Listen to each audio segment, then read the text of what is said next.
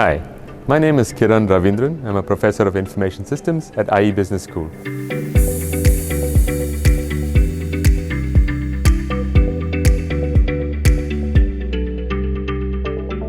The question today was, what might be the leadership challenges in Society 5.0?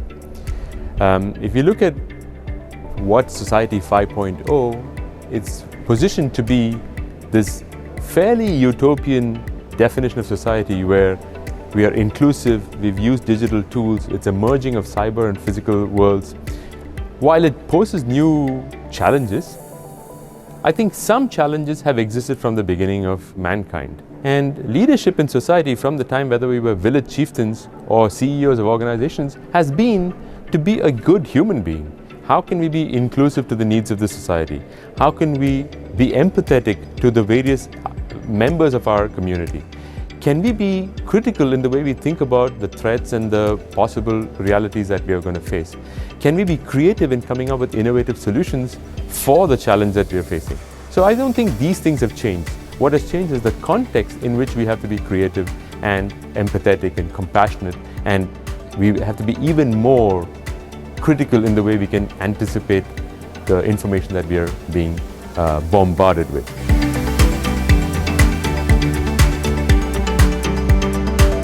So you're asking me how am I adapting the way I teach to this new reality with new information, new technologies, new societal pressures, right? Let me answer this in two parts. One is, as a teacher, I have to update and make my content relevant in the new times. But that's the easy part, because there's no shortage of information. I have to read much more, I have to educate myself much more, but all those resources are out there. My bigger challenge is how my students have changed in the last 15 years or so that I've been a teacher. My students are now faced with more social anxiety. My classes need to be more inclusive. I have to come up with creative ways to engage students that don't want to engage with me in the way that I was taught when I was in school. For instance, there is a known aspect that Gen Z is defined by social anxiety. What am I doing if I say to such a student that to participate in my class, you have to raise your hand, stand up, and address the crowd with all the potential threatening stimuli that you might get? So I have to come up with ways that you can participate anonymously in class. Now, for business school education, that was not the norm. The norm was to be the alpha male, to address the amphitheater-like class with confidence. I believe that such a person can also be a leader. I believe also that even if you are shy and introverted, you still have value in a team, right? So therefore, I have to change my mode of communication to include different learning styles and different communication styles, different levels of empathy that are required to communicate to certain kinds of students, right?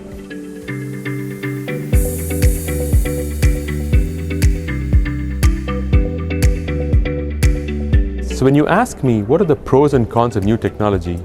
I want to jump and scream and show off all the new things we can do. I do have, for fairly nothing, an extremely powerful computer in my pocket at all times. I do have access to this infinite resource of ideas and innovation in the form of an Apple Store.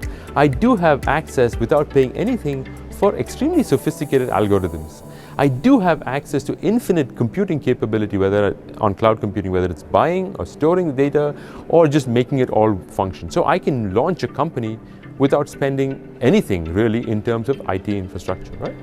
There's all these new things. ChatGPT is amazing. It's brilliant. Yes, it hallucinates. Yes, it makes up things, but it can also do things that I couldn't do before. So I'm a technology enthusiast, but I'm also skeptical about the downsides of technology, which is the cost of computing, and cost of computing has not gone down.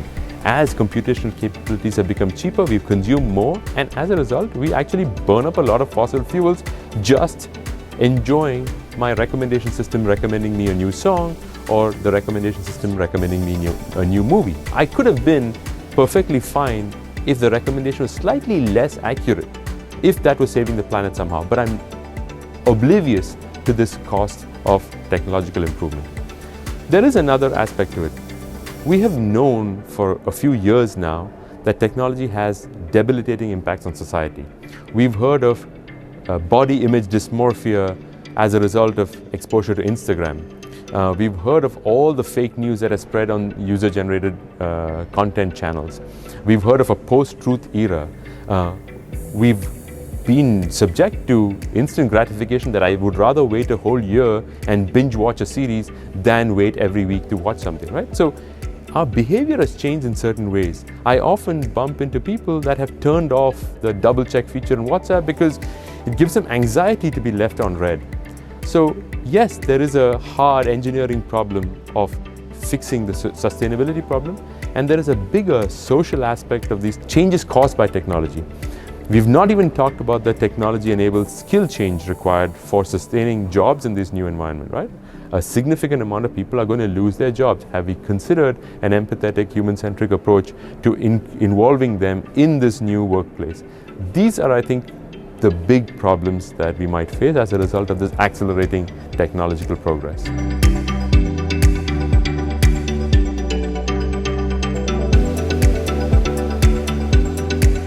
What advice can I give to future leaders to take care of the planet that we kind of messed up?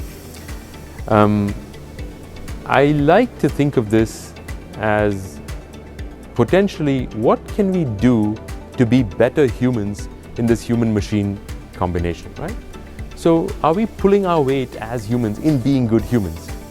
And there are some aspects, and this is arguable, but there are some aspects I think that are exclusively human. So we are good at coming up with new solutions. We've been doing that for the last 5 million years since we separated from the apes. So is creativity taught? Are we doing enough to foster a culture of creativity? And are we inadvertently killing creativity when we have an emphasis on efficiency? Because inherently these two things are opposite. You cannot be creative and focus on goals at the same time. So leaders of the future, perhaps in your organization you might want to de-emphasize efficiency to some extent. Engage in fun and game playing. Second, we are being bombarded with information that is very hard to discern between truth and non-truth. But my guess is you are better positioned than I am in sensing that something is not right because you've grown up with digital information sources. You can detect a conspiracy theory that's circulating on WhatsApp probably much better than I can. So develop your skills in critical thinking, and hopefully that will take us one step forward in being better decision makers in this era. And the last piece, we need to be compassionate. We really don't have an option of not being compassionate. But what does that translate to? When I'm compassionate, it means I'm not focusing on winning every time. I have to be prepared to lose. It's okay if the country that doesn't have the resources that I have is the one that's leading in a certain aspect. I don't need to fight every battle. So my advice is, as people who might be leading organizations, institutions, groups of people, perhaps kind of downplay the need for victory, downplay the need for efficiency, and think harder about, are we making the right decision? Are we thinking about the right thing in a critical manner? Be skeptical, be okay disregarding experts. So this is my extremely overconfident one-sentence formula for solving all world problems, right? Yes, future leaders, if there's a nice mnemonic to remember what my message to you, think of it as the 3 C's. Focus on creativity, focus on critical thinking, and focus on compassion. Creativity translates to it's okay to experiment and it's okay to not be efficient. Critical thinking focuses to be skeptical, be a little hesitant to believe, and compassion is be okay not winning every time.